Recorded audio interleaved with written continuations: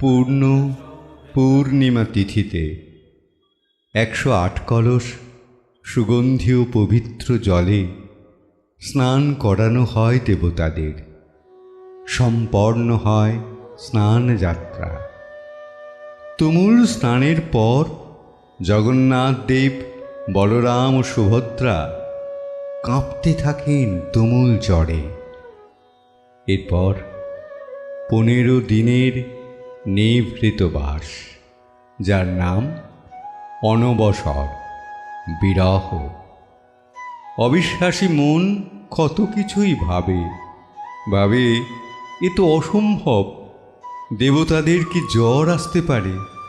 যিনি বিশ্ব ব্রহ্মাণ্ডের অধীশ্বর, তাঁর আবার শরীর কিসে?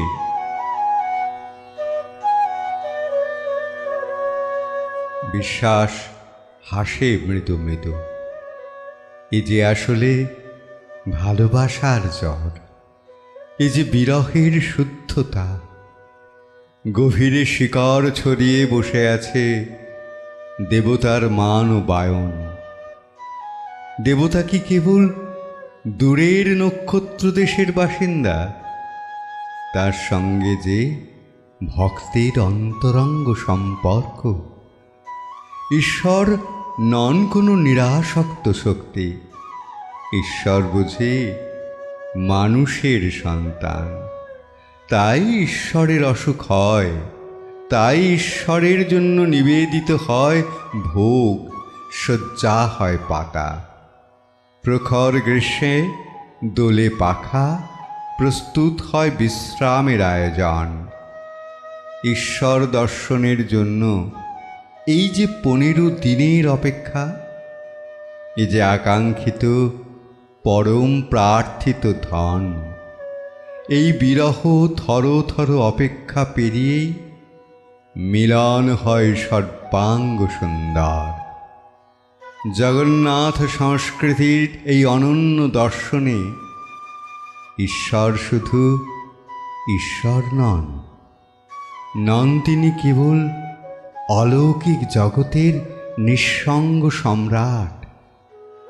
তিনি মানুষের আত্মীয়, আপনজন।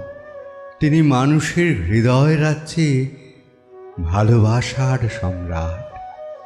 তিনি মানুষের হৃদয় রাজ্যে ভালোবাসার সম্রাট।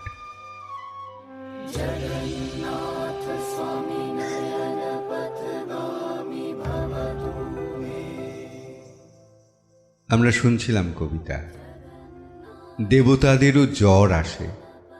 কবি অনুপম সৌরীশ সরকার। রথযাত্রার পূর্ণ লগ্নের এই সময়কালে আমরা প্রভু জগন্নাথ, বলরাম এবং সুভদ্রা দেবীকে আমরা আরাধনা করলাম আমাদের কবিতার মধ্যে দিয়ে। জয় জগন্নাথ। কবিতা কণ্ঠে দেবাশিস নন্দী। নমস্কার।